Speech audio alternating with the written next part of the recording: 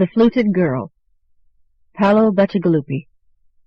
New writer Paolo Bacigalupi made his first sale in 1998 to the magazine of fantasy and science fiction, took a break from the genre for several years, and has returned to it in the new century with new sales to F&SF and Asimov's, including the powerful story that follows, which gives a new and unsettling meaning to the phrase performance art. The Fluted Girl, Paolo Bacigalupi. The fluted girl huddled in the darkness, clutching Stephen's final gift in her small, pale hands. Madame Bellari would be looking for her. The servants would be sniffing through the castle like feral dogs, looking under beds, in closets, behind the wine racks, all their senses hungry for a whiff of her. Bellari never knew the fluted girl's hiding places. It was the servants who always found her. Bellari simply wandered the halls and let the servants search her out. The servants thought they knew all her hiding places. The fluted girl shifted her body. Her awkward position already strained her fragile skeleton. She stretched as much as the cramped space allowed, then folded herself back into compactness, imagining herself as a rabbit, like the ones Bellari kept in cages in the kitchen. Small and soft, with wet, warm eyes, they could sit and wait for hours. The fluted girl summoned patience and ignored the sore protest of her folded body. Soon she had to show herself, or Madame Bellari would get impatient and send for Burson, her head of security. Then Burson would bring his jackals and they would hunt again, crisscrossing every room, spraying pheromone additives across the floors, and following her neon tracks to her hidey-hole. She had to leave before Burson came. Madame Bellari punished her if the staff wasted time scrubbing out pheromones. The fluted girl shifted her position again. Her legs were beginning to ache. She wondered if they could snap from the strain. Sometimes she was surprised at what broke her.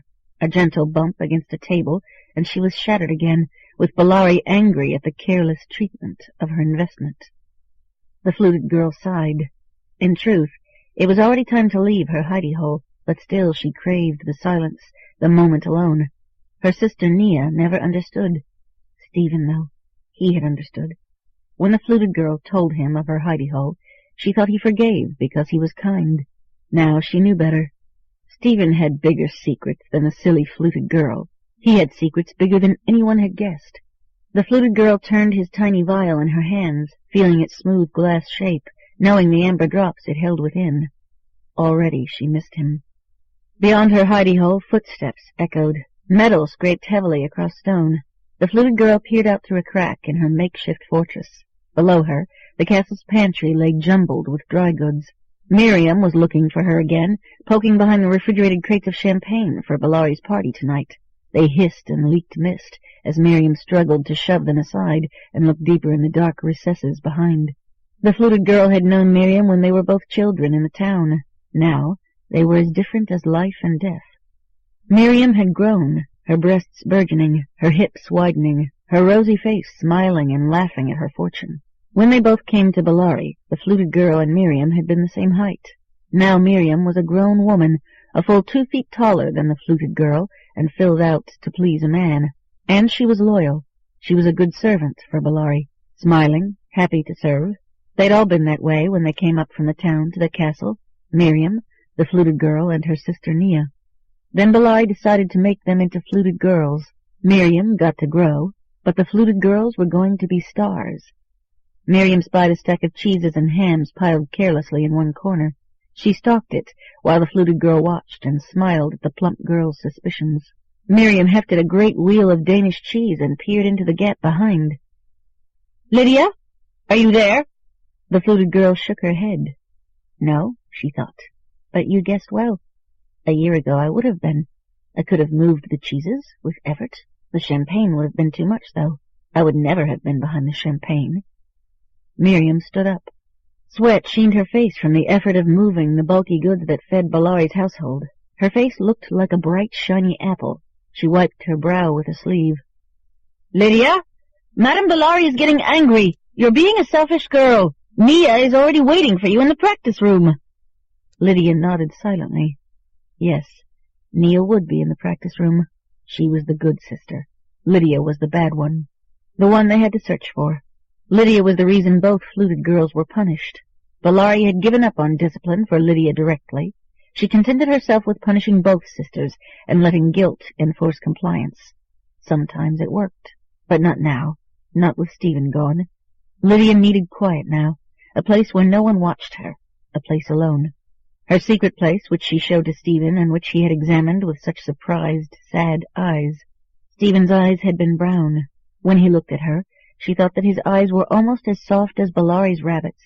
They were safe eyes. You could fall into those safe brown eyes and never worry about breaking a bone. Miriam sat heavily on a sack of potatoes and scowled around her, acting for her potential audience.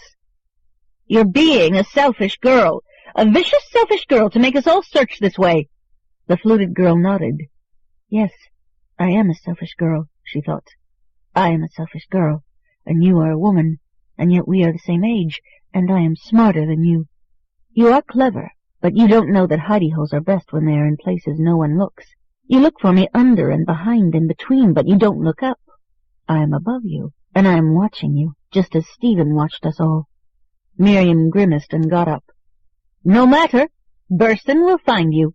She brushed the dust from her skirts. "You hear me? Burson will find you." She left the pantry. Lydia waited for Miriam to go away. It galled her that Miriam was right. Burson would find her. He found her every time if she waited too long.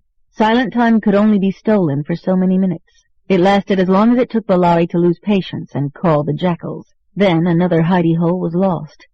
Lydia turned Stephen's tiny blown-glass bottle in her delicate fingers a final time. A parting gift, she understood, now that he was gone, now that he would no longer comfort her when Bellari's depredations became too much. She forced back tears. No more time to cry. Burson would be looking for her. She pressed the vial into a secure crack, tied against the stone and rough-hewn wood of the shelving where she hid, then worked a vacuum jar of red lentils back until she had an opening. She squeezed out from behind the legume wall that lined the pantry's top shelves. It had taken weeks for her to clear out the back jars and make a place for herself, but the jars made a good hidey-hole, a place others neglected to search. She had a fortress of jars full of flat, innocent beans, and behind that barrier, if she was patient and bore the strain, she could crouch for hours. She climbed down. Carefully, carefully, she thought. We don't want to break a bone.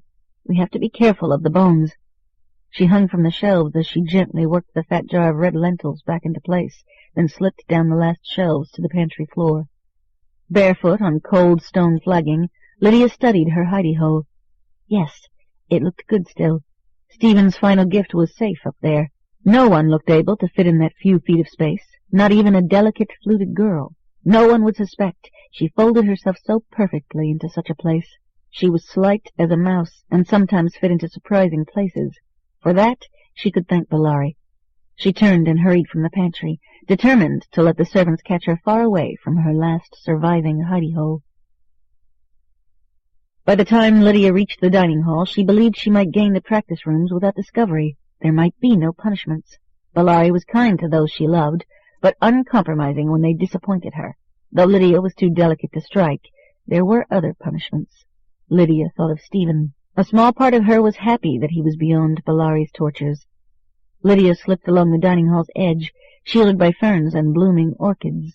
Between the lush leaves and flowers, she caught glimpses of the dining table's long ebony expanse, polished mirror-bright each day by the servants, and perpetually set with gleaming silver. She studied the room for observers. It was empty. The rich, warm smell of greenery reminded her of summer, despite the winter season that slashed the mountains around the castle. When she and Nia had been younger, before their surgeries, they had run in the mountains, amongst the pines. Lydia slipped through the orchids. One from Singapore, another from Chennai, another striped like a tiger, engineered by Bellari. She touched the delicate tiger blossom, admiring its lurid color. We are beautiful prisoners, she thought, just like you. The ferns shuddered. A man exploded from the greenery, springing on her like a wolf. His hands wrenched her shoulders. His fingers plunged into her pale flesh, and Lydia gasped as they stabbed her nerves into paralysis. She collapsed to the slate flagstones, a butterfly folding as Burson pressed her down. She whimpered against the stone, her heart hammering inside her chest at the shock of Burson's ambush. She moaned, trembling under his weight, her face hard against the castle's smooth gray slate. On the stone beside her, a pink and white orchid lay beheaded by Burson's attack. Slowly, when he was sure of her compliance, Burson allowed her to move. His great weight lessened. lifting away from her like a tank rolling off a crushed hovel. Lydia forced herself to sit up. Finally she stood, an unsteady pale fairy dwarfed by the looming monster that was Bellari's head of security. Burson's mountainous body was a cragged landscape of muscle and scars, all juts of strength and angry, puckered furrows of combat. Miriam gossiped that he had previously been a gladiator, but she was romantic, and Lydia suspected his scars came from training handlers, much as her own punishments came from Bellari. Burson held her wrist, penning it in a rock-like grasp. For all its unyielding strength, his grip was gentle. After an initial disastrous breakage, he had learned what strain her skeleton could bear before it shattered. Lydia struggled, testing his hold on her wrist, then accepted her capture. Burson knelt, bringing his height to match hers. Red-rimmed eyes studied her. Augmented irises, bloodshot with enhancements, scanned her skin's infrared pulse. Burson's slashed face slowly lost the green blush of camouflage, abandoning stone and foliage colors now that he stood in open air. Where his hand touched her, though, his skin paled, as though powdered by flour, matching the white of her own flesh. "Where have you been hiding?" he rumbled. "Nowhere." Burson's red eyes narrowed, his brows furrowing over deep pits of interrogation. He sniffed at her clothing, hunting for clues. He brought his nose close to her face, her hair, snuffled at her hands. "The kitchens," he murmured. Lydia flinched. His red eyes studied her closely, hunting for more details, watching the unintentional reactions of her skin, the blush of discovery she could not hide from his prying eyes. Burson smiled. He hunted with the wild, fierce joy of his bloodhound genetics. It was difficult to tell where the jackal, dog, and human blended in the man. His joys were hunting, capture, and slaughter. Burson straightened, smiling. He took a steel bracelet from a pouch. "I have something for you, Lydia." He slapped the jewelry onto Lydia's wrist. It writhed around her thin arm, snake-like, chiming as it locked. "No more hiding for you." A current charged up Lydia's arm, and she cried out, shivering as electricity rooted through her body. Burson supported her as the current cut off. He said, "I'm tired of searching for Bellari's property." He smiled, tight-lipped, and pushed her toward the practice rooms. Lydia allowed herself to be herded. Bellari was in the performance hall when Burson brought Lydia before her. Servants bustled around her, arranging tables, setting up the round stage, installing the lighting. The walls were hung in pale muslin, shot through with electric charges, a billowing sheath of charged air that crackled and sparked whenever a servant walked near. Bellari seemed unaware of the fanciful world building around her as she tossed orders at her events coordinator. Her black body armor was open at the collar, in deference to the warmth of human activity. She spared Burson and Lydia a quick glance, then turned her attention back to her servant, still furiously scribbling on a digital pad. "I want everything to be perfect tonight, Tanya. Nothing out of place. Nothing amiss. Perfect." "Yes, madam." Bellari smiled. Her face was mathematically sculpted into beauty, structured by focus groups and cosmetic traditions that stretched back generations. Cocktails of disease prophylaxis, cell-scouring cancer inhibitors, and Revidia kept Bellari's physical appearance at 28, much as Lydia's own Revidia treatments kept her frozen in the first throes of adolescence. "And I want Vernon taken care of." "Will he want a companion?" Bellari shook her head. "No. He'll confine himself to harassing me, I'm sure." She shivered. Disgusting man. Tanya tittered. Bellari's chill gaze quieted her. Bellari surveyed the performance hall. "I want everything in here. The food, the champagne, everything. I want them packed together so that they feel each other when the girls perform. I want it very tight, very intimate." Tanya nodded and scribbled more notes on her pad. She tapped the screen authoritatively, sending orders to the staff. Already, servants would be receiving messages in their earbuds, reacting to their mistress's demands. Bellari said, "I want Tingle available, with the champagne.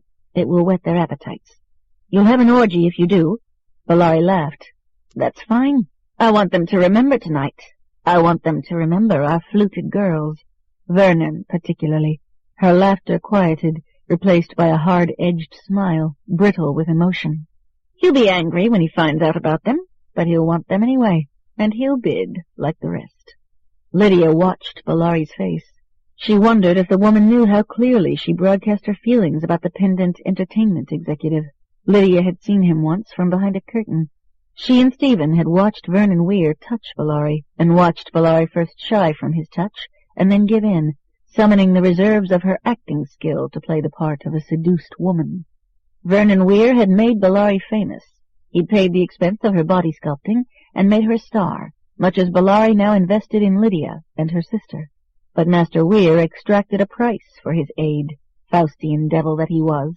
Stephen and Lydia had watched as Weir took his pleasure from Bellari, and Stephen had whispered to her that when Weir was gone, Bellari would summon Stephen and reenact the scene, but with Stephen as the victim, and then he would pretend, as she did, that he was happy to submit. Lydia's thoughts broke off. Bellari had turned to her. The angry welt from Stephen's attack was still visible on her throat, despite the cell knitters she popped like candy. Lydia thought it must gall her to have a scar out of place. She was careful of her image. Bellari seemed to catch the focus of Lydia's gaze. Her lips pursed, and she pulled the collar of her body armor close, hiding the damage. Her green eyes narrowed. "We've been looking for you." Lydia ducked her head. "I'm sorry, mistress." Bellari ran a finger under the Fluted girl's jaw, lifting her downcast face until they were eye to eye. "I should punish you for wasting my time."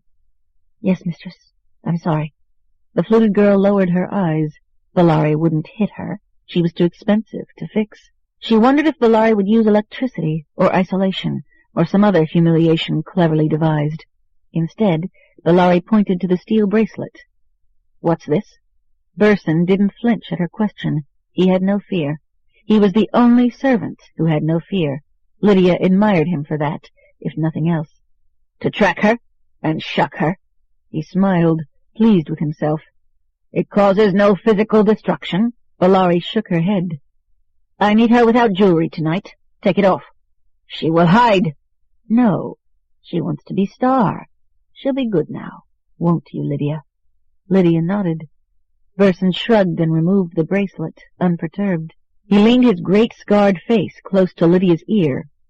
"Don't hide in the kitchens the next time. I will find you." He stood away, smiling his satisfaction. Lydia narrowed her eyes at Burson and told herself she had won a victory that Burson didn't know her hidey-hole yet. But then Burson smiled at her, and she wondered if he did know already, if he was playing with her the way a cat played with a maimed mouse. Bellari said, "Thank you, Burson," then paused, eyeing the great creature who looked so manlike, yet moved with the feral quickness of the wilds. "Have you tightened our security?" Burson nodded. "Your thief is safe. We're checking the rest of the staff for background irregularities. Have you found anything?" Burson shook his head. "Your staff love you." Bellari's voice sharpened. "That's what we thought about Stephen. And now I wear body armor in my own fief. I can't afford the appearance of lost popularity. It affects my share price too much." "I've been thorough." "If my stock falls, Vernon will have me wired for touch sense. I won't have it." "I understand. There will be no more failures." Bellari frowned at the monster looming over her. "Good. Well, come on then." She motioned for Lydia to join her. "Your sister has been waiting for you." She took the Fluted girl by the hand and led her out of the performance hall. Lydia spared a glance back. Burson was gone. The servants bustled, placing orchid cuttings on tables, but Burson had disappeared, either blended into the walls or sped away on his errands of security. Bellari tugged Lydia's hand.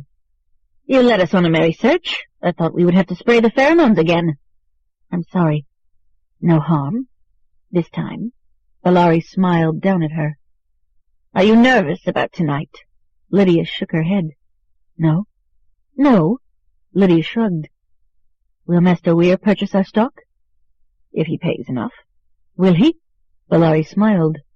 "I think he will, yes. You are unique, like me. Vernon likes to collect rare beauty." "What is he like?" Bellari's smile stiffened. She looked up, concentrating on their path through the castle. "When I was a girl, very young, much younger than you, long before I became famous, I used to go to a playground. A man came to watch me on the swings. He wanted to be my friend. I didn't like him, but being near him made me dizzy. Whatever he said made perfect sense. He smelled bad, but I couldn't pull away from him." Bellari shook her head. "Someone's mother chased him away." She looked down at Lydia. "He had a chemical cologne, you understand?" "Contraband?" Yes, from Asia. Not legal here. Vernon is like that. Your skin crawls, but he draws you to him. He touches you. Bellari looked down at Lydia sadly. He likes my old crone experience in my young girl body, but he hardly discriminates. He touches everyone. She smiled slightly. But not you, perhaps. You are too valuable to touch. Too delicate. Don't sound so bitter. You're unique. We're going to make you a star. Bellari looked down at her protégée hungrily. Your stock will rise, and you will be a star. Lydia watched from her windows as Bellari's guests began to arrive. Air cars snaked in under security escort, sliding low over the pines, green and red running lights blinking in the darkness. Mia came to stand behind Lydia. They're here. Yes. Snow clotted thickly on the trees, like heavy cream. The occasional blue sweeps of search beams highlighted the snow and the dark silhouettes of the forest. Burson's ski patrols, hoping to spy out the telltale red exhalations of intruders, crouched amongst pine shadows. Their beams swept over the ancient hulk of a ski lift that climbed up from the town. It was rusting, silent except when the wind caught its chairs and sent its cables swaying. The empty seats swung lethargically in the freezing air, another victim of Bellari's influence. Bellari hated competition. Now she was the only patron of the town that sparkled in the deep of the valley far below. You should get dressed, Leah said. Lydia turned to study her twin. Black eyes like pits watched her from between elfin lids. Her skin was pale, stripped of pigment, and she was thin, accenting the delicacy of her bone structure. That was one true thing about her, about both of them. Their bones were theirs. It was what had attracted Bellari to them in the first place, when they were just 11. Just old enough for Bellari to strip them from their parents. Lydia's gaze returned to the view. Deep in the tight crease of the mountain valley, the town shimmered with amber lights. Do you miss it? She asked. Mia slipped closer. Miss what? Lydia nodded down at the shimmering jewel. The town. Their parents had been glassblowers, practicing the old arts abandoned in the face of efficient manufacturing, breathing delicate works into existence, sand running liquid under their supervision. They had moved to Bellari's fief for patronage, like all the town's artisans, the potters, the blacksmiths, the painters. Sometimes Bellari's peers noticed an artist, and his influence grew. Niels Kincaid had made his fortune from Bellari's favor, turning iron to her will, outfitting her fortress with its great hand-wrought gates, and her gardens with crouching sculptural surprises, foxes and children peering from amongst lupin and monkshood in the summers and deep drifted snow in the winters. Now he was almost famous enough to float his own stock. Lydia's parents had come for patronage, but Bellari's evaluating eye had not fallen on their artistry. Instead, she selected the biological accident of their twin daughters, delicate and blonde, with cornflower eyes that watched the world blinkless as they absorbed the fief's mountain wonders. Their trade flourished now, thanks to the donation of their children. Mia jostled Lydia gently, her ghostly face serious. Hurry and dress. You mustn't be late. Lydia turned away from her black-eyed sister. Of their original features, little remained. Bellari had watched them grow in the castle for 2 years, and then the pills began. Revidia treatments at 13 froze their features in the matrix of youth. Then had come the eyes, drawn from twins in some far foreign land. Lydia sometimes wondered if in India 2 dusky girl children looked out at the world from cornflower eyes, or if they walked the mud streets of their village guided only by the sound of echoes on cow-dung walls and the scrape of their canes on the dirt before them. Lydia studied the night beyond the windows with her stolen black eyes. More air cars dropped guests on the landing pads, then spread gossamer wings and let the mountain winds bear them away. More treatments had followed. Pigment drugs drained color from their skins, leaving them kabuki pale, ethereal shadows of their former mountain sun-blushed selves. And then the surgeries began. She remembered waking after each successive surgery, crippled, unable to move for weeks despite the wide-bore needles full of cell knitters and nutrient fluids the doctor flushed through her slight body. The doctor would hold her hand after the surgeries, wipe the sweat from her pale brow, and whisper, "Poor girl, poor girl." Then Bellari would come and smile at the progress and say that Lydia and Mia would soon be stars. Gusts of wind tore snow from the pines and sent it swirling in great tornado clouds around the arriving aristocracy. The guests hurried through the driving snow while the blue searchbeams of Burson's ski patrols carved across the forests. Lydia sighed and turned from the windows, obedient finally to Nia's anxious hope that she would dress. Stephen and Lydia went on picnics together when Bellari was away from the fief. They would leave the great grey construct of Bellari's castle and walk carefully across the mountain meadows, Stephen always helping her, guiding her fragile steps through fields of daisies, columbine, and lupin, until they peered down over sheer granite cliffs to the town far below. All about them glacier-sculpted peaks ringed the valley like giants squatting in council, their faces adorned with snow even in summer, like beards of wisdom. At the edge of the precipice they ate a picnic lunch, and Stephen told stories of the world before the fiefs, before Revidia made stars immortal. He said the country had been democratic, that people once voted for their lieges, that they had been free to travel between any fief they liked. Everyone, he said, not just stars. Lydia knew there were places on the coasts where this occurred. She had heard of them, but it seemed difficult to credit. She was a child of a fief. "It's true," Stephen said. "On the coasts, the people choose their own leader. It's only here in the mountains that it's different." He grinned at her. His soft brown eyes crinkled slightly, showing his humor, showing that he already saw the skepticism on her face. Lydia laughed. "But who would pay for everything? Without Bellari, who would pay to fix the roads and make the schools?" She picked an aster and twirled it between her fingers, watching the purple spokes blur around the yellow center of the flower. "The people do." Lydia laughed again. "They can't afford to do that. They hardly have enough to feed themselves. And how would they know what to do? Without Bellari, no one would even know what needs fixing or improving." She tossed the flower away, aiming to send it over the cliff. Instead, the wind caught it, and it fell near her. Stephen picked up the flower and flicked it over the edge easily. "It's true. They don't have to be rich. They just work together.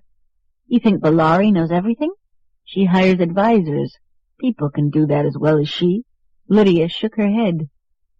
"People like Miriam, ruling a fief? It sounds like madness. No one would respect her." Stephen scowled. "It's true," he said stubbornly, and because Lydia liked him and didn't want him to be unhappy, she agreed that it might be true, but in her heart she thought that Stephen was a dreamer. It made him sweet, even if he didn't understand the true ways of the world. "Do you like Bellari?" Stephen asked suddenly. "What do you mean?" "Do you like her?" Lydia gave him a puzzled look. Stephen's brown eyes studied her intensely. She shrugged. "She's a good liege. Everyone is fed and cared for. It's not like Master Weir's fief." Stephen made a face of disgust. "Nothing is like Weir's fief. He's barbaric. He put one of his servants on a spit." He paused. "But still, look at what Bellari has done to you." Lydia frowned. "What about me?" "You're not natural. Look at your eyes, your skin, and—" He turned his eyes away, his voice lowering. "Your bones. Look what she did to your bones." "What's wrong with my bones?" "You can barely walk," he cried suddenly. "You should be able to walk." Lydia glanced around nervously. Stephen was talking critically. Someone might be listening. They seemed alone, but people were always around. Security on the hillsides, others out for walks. Burson might be there, blended with the scenery, a stony man hidden amongst the rocks. Stephen had a hard time understanding about Burson. "I can walk," she whispered fiercely. "How many times have you broken a leg or an arm or a rib?" "Not in a year." She was proud of it. She had learned to be careful. Stephen laughed incredulously. "Do you know how many bones I've broken in my life?" He didn't wait for an answer. "None. Not a single bone. Never. Do you even remember what it's like to walk without worrying that you'll trip or bump into someone? You're like glass." Lydia shook her head and looked away. "I'm going to be a star. Bellari will float us on the markets." "But you can't walk," Stephen said. His eyes had a pitying quality that made Lydia angry. "I can't too, and it's enough. But, no!" Lydia shook her head. "Who are you to say what I do? Look what Bellari does to you, but still you are loyal. I may have had surgeries, but at least I'm not her toy." It was the only time Stephen became angry. For a moment, the rage in his face made Lydia think he would strike her and break her bones. A part of her hoped he would, that he would release the terrible frustration brewing between them, two servants, each calling the other slave. Instead, Stephen mastered himself and gave up the argument. He apologized and held her hand, and they were quiet as the sun set. But it was already too late, and their quiet time was ruined. Lydia's mind had gone back to the days before the surgeries, when she ran without care, and though she would not admit it to Stephen, it felt as though he had ripped away a scab and revealed an aching, bitter wound. The performance hall trembled with anticipation, a room full of people high on tingle and champagne.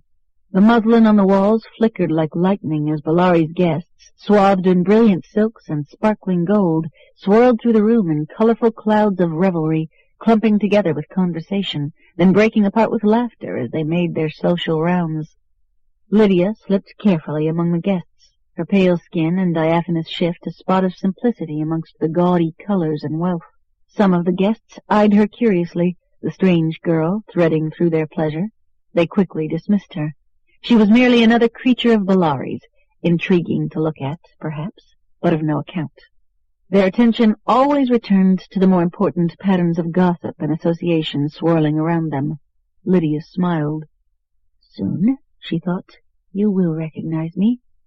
She slipped up against a wall near a table piled high with finger sandwiches, small cuts of meat and plates of plump strawberries.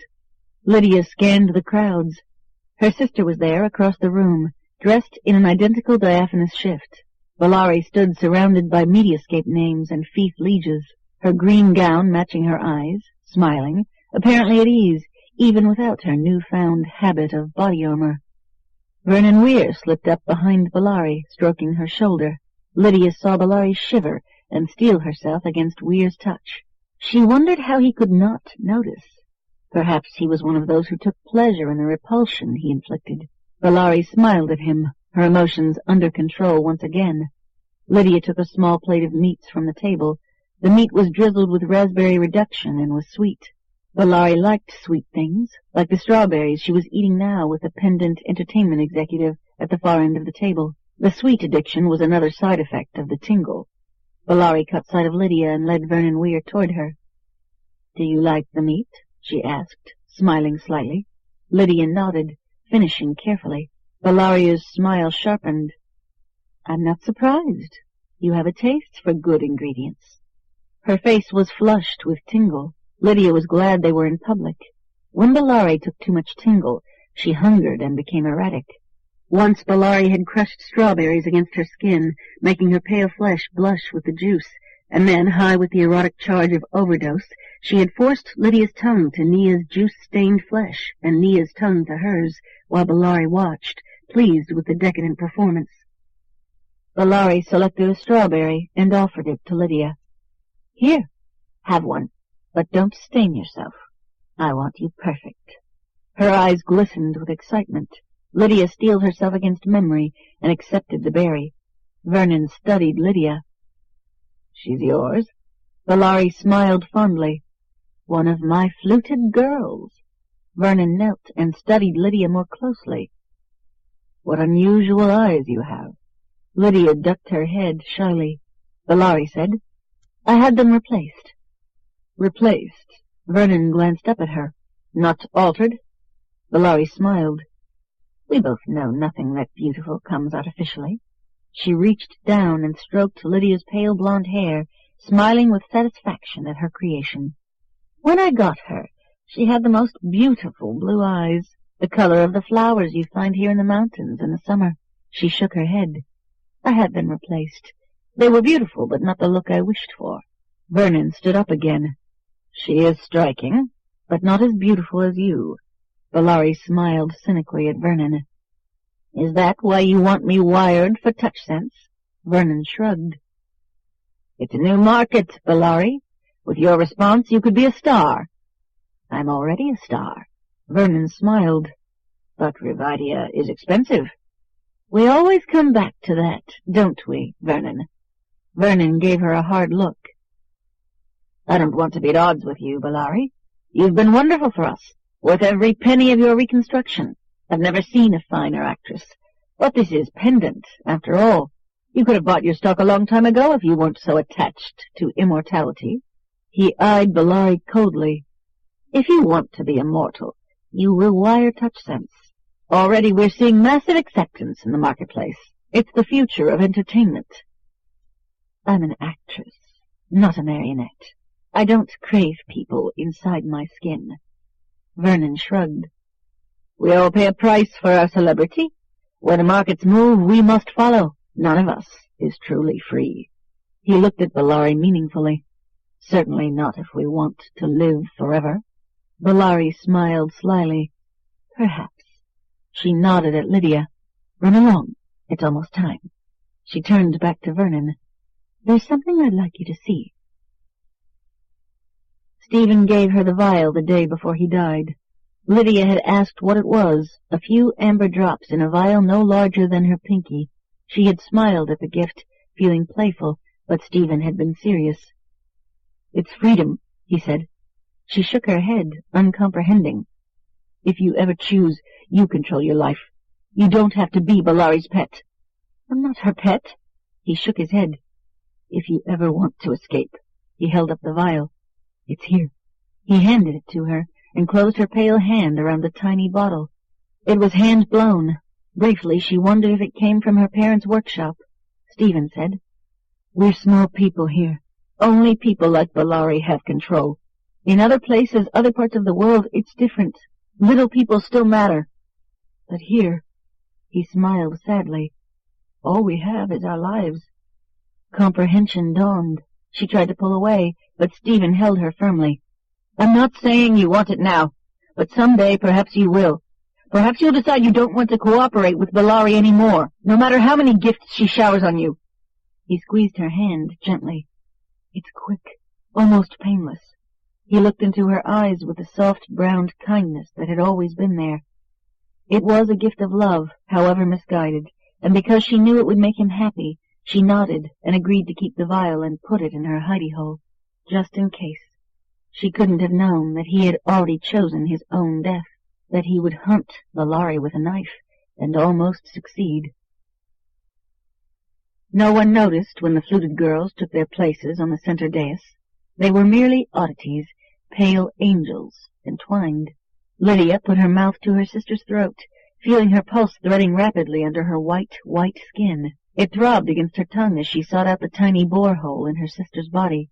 She felt the wet touch of Nia's tongue on her own throat, nestling into her flesh like a small mouse seeking comfort. Lydia stilled herself, waiting for the attention of the people, patient and focused on her performance. She felt Nia breathe, her lungs expanding inside the frail cage of her chest. Lydia took her own breath. They began to play, first her own notes running out through unstopped keys in her flesh, and then Nia's notes beginning as well. The open sound, haunting moments of breath, pressed through their bodies. The melancholy tones trailed off. Lydia moved her head, breathing in, mirroring Nia as she pressed her lips again to her sister's flesh. This time Lydia kissed her sister's hand.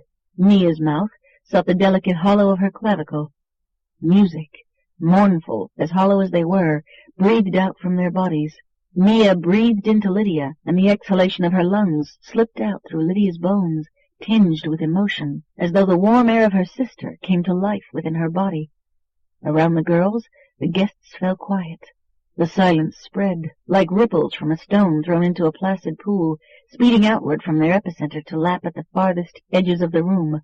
All eyes turned to the pale girls on stage. Lydia could feel their eyes, hungry, yearning, almost physical as their gazes pressed against her. She moved her hands beneath her sister's shift, clasping her close. Her sister's hands touched her hips, closing stops in her fluted body. At their new embrace, a sigh of yearning came from the crowd, a whisper of their own hungers made musical. Lydia's hands found the keys to her sister, her tongue touching Nia's throat once more. Her fingers ran along the knuckles of Nia's spine, finding the clarinet within her, stroking keys. She pressed the warm breath of herself into her sister, and she felt Nia breathing into her. Nia's sound was dark and melancholy, her own tones brighter, higher, ran in counterpoint, a slowly developing story of forbidden touch. They stood, embraced. Their body music built, notes intertwining seductively as their hands stroked one another's bodies, bringing forth a complex rising tide of sound. Suddenly Nia wrenched at Lydia's shift, and Lydia's fingers tore away Nia's own. They stood, revealed, pale, elfin creatures of music. The guests around them gasped as the notes poured out brighter now, unmuffled by clinging clothes. The girls' musical graftings shone, cobalt boreholes in their spines, glinting stops and keys made of brass and ivory that ran along their fluted frames and contained 100 possible instruments within the structure of their bodies.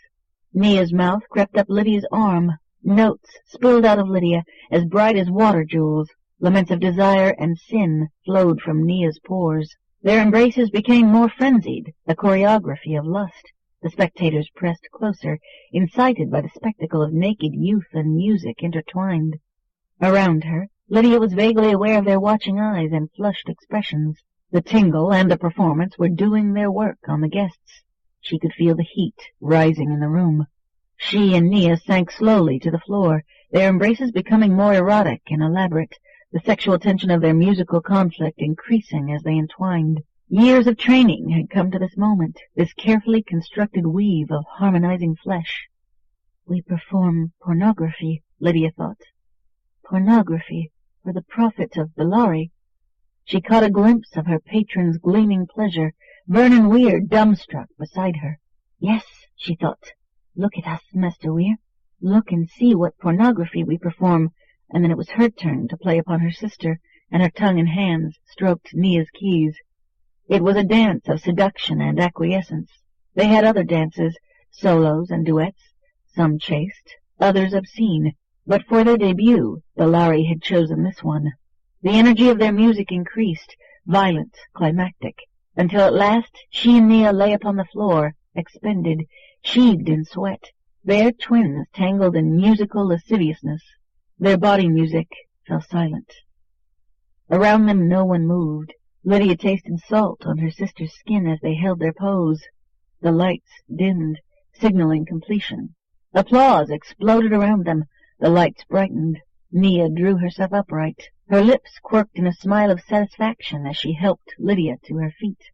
You see, Nia's eyes seemed to say, we will be stars.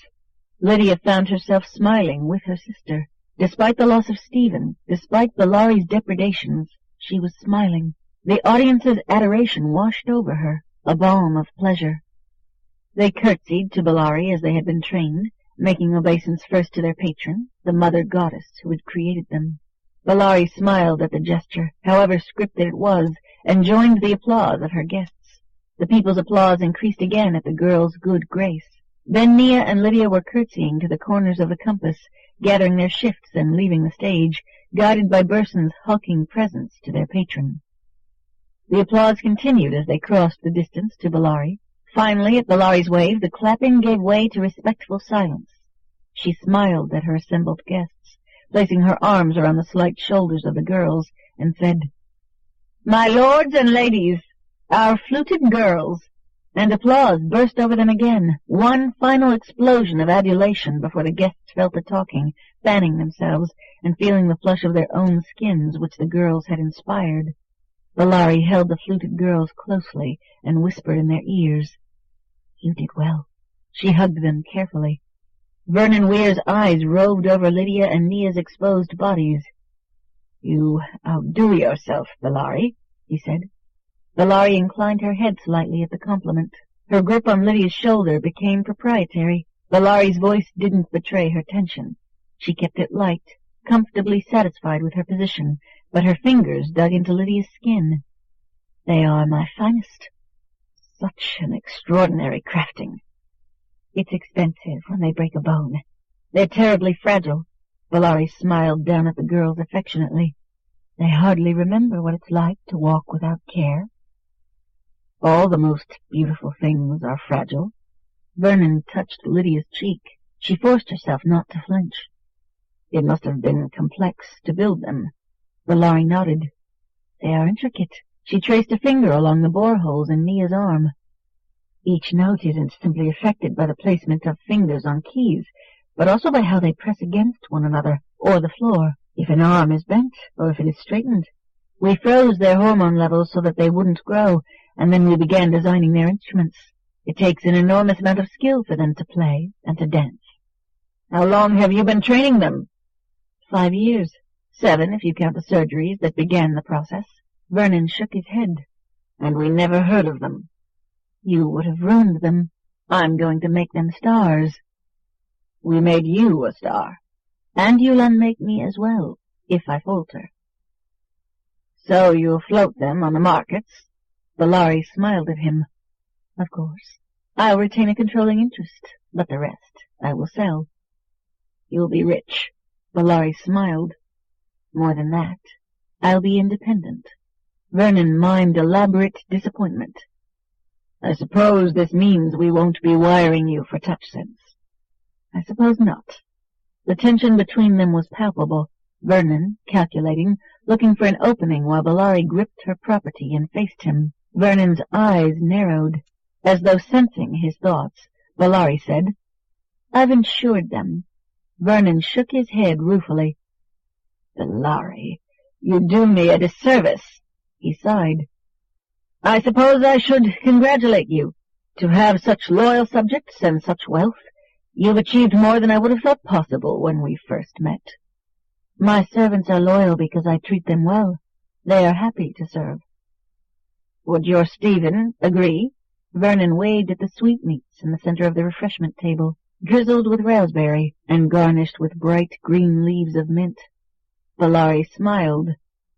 Oh, yes, even him.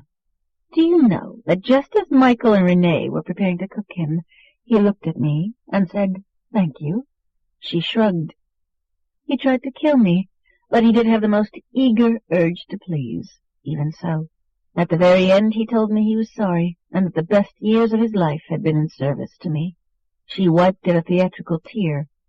I don't know how it is that he could love me so and still do desire to have me dead. She looked away from Vernon, watching the other guests. For that, though, I thought I would serve him, rather than simply stake him out as a warning. We loved each other, even if he was a traitor. Vernon shrugged sympathetically. So many people dislike the fief structure. You try to tell them that you provide far more security than what existed before, and yet still they protest. And he glanced meaningfully at Bellari. Sometimes more. Bellari shrugged.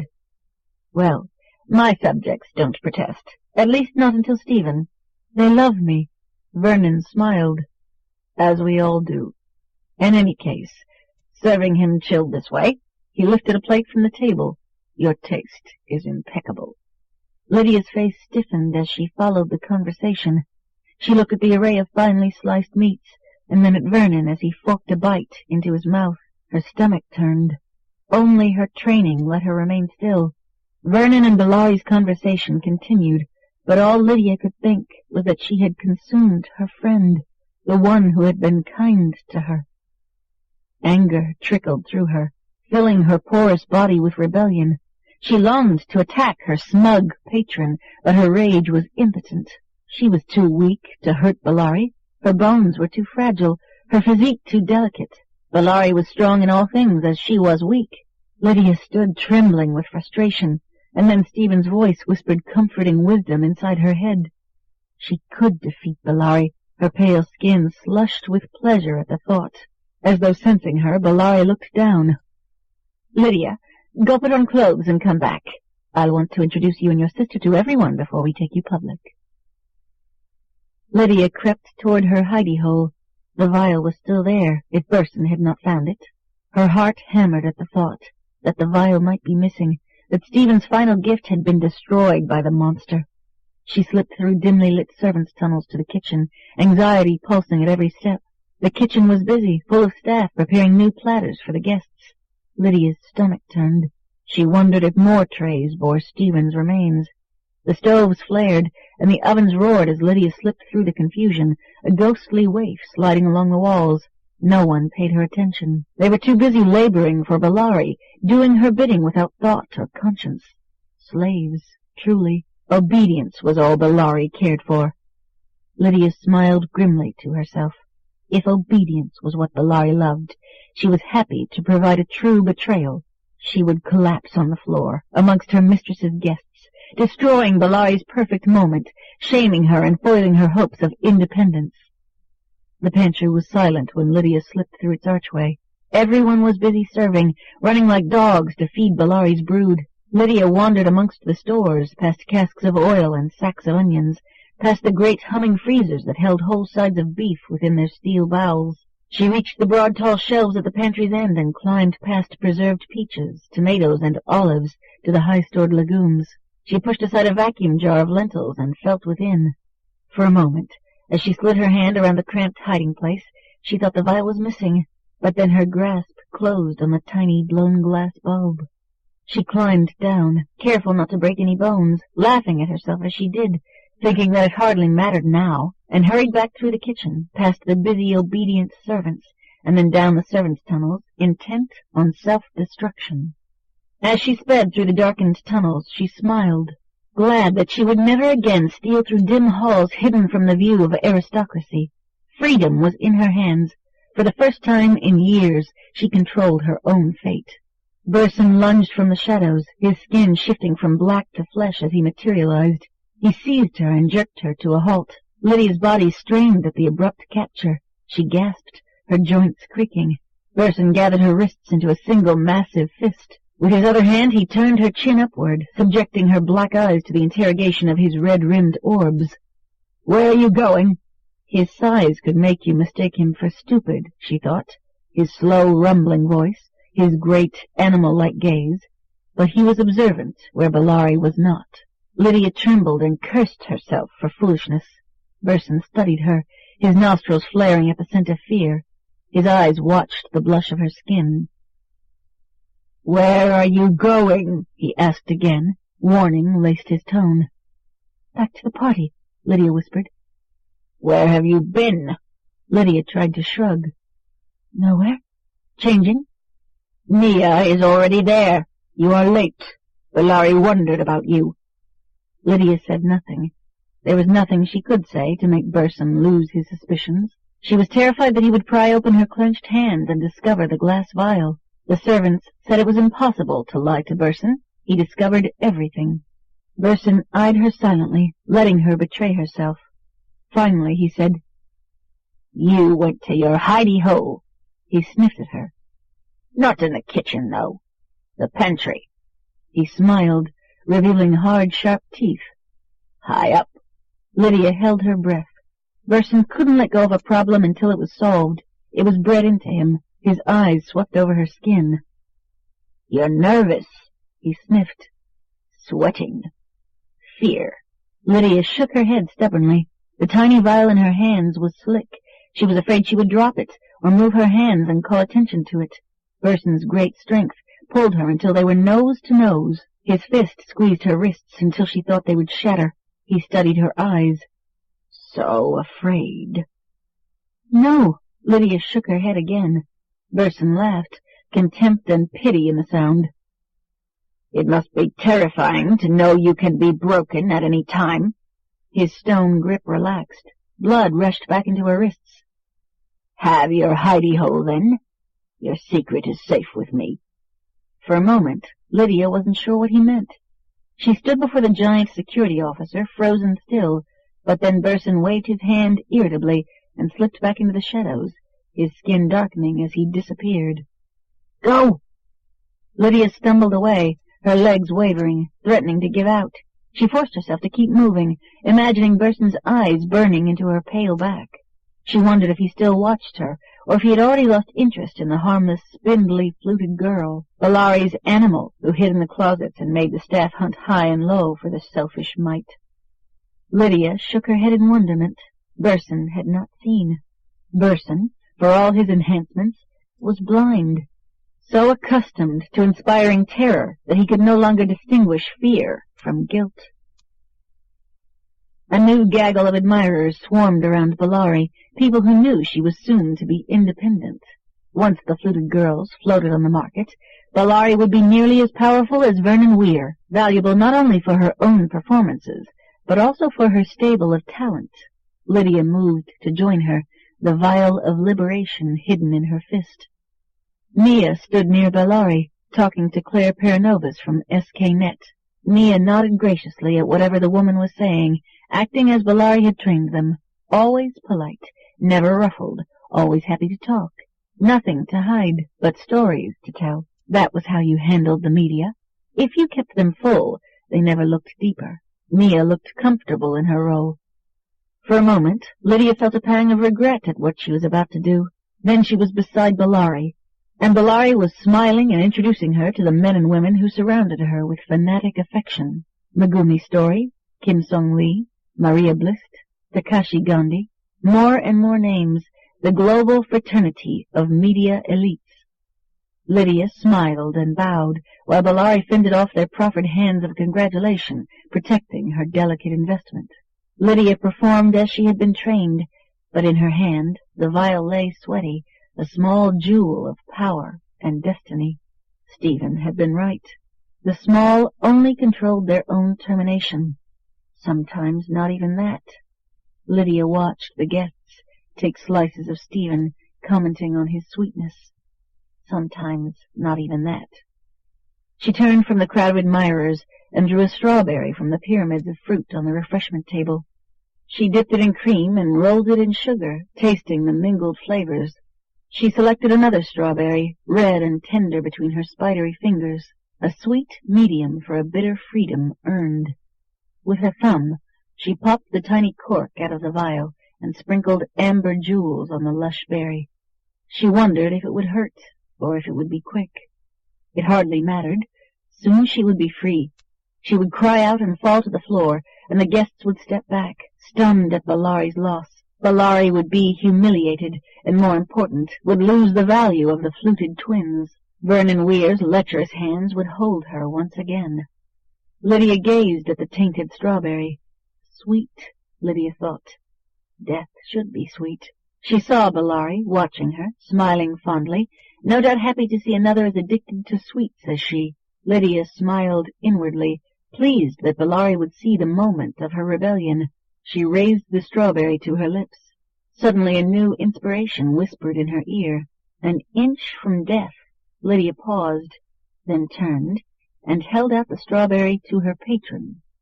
She offered the berry as obeisance, with the humility of a creature utterly owned. She bowed her head and proffered the strawberry in the palm of her pale hand, bringing forth all her skill, playing the loyal servant desperately eager to please.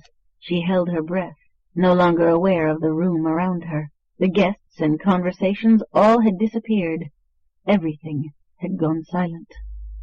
There was only Bellari and the strawberry and the frozen moment of delicious possibility. Read by Aaron Jones.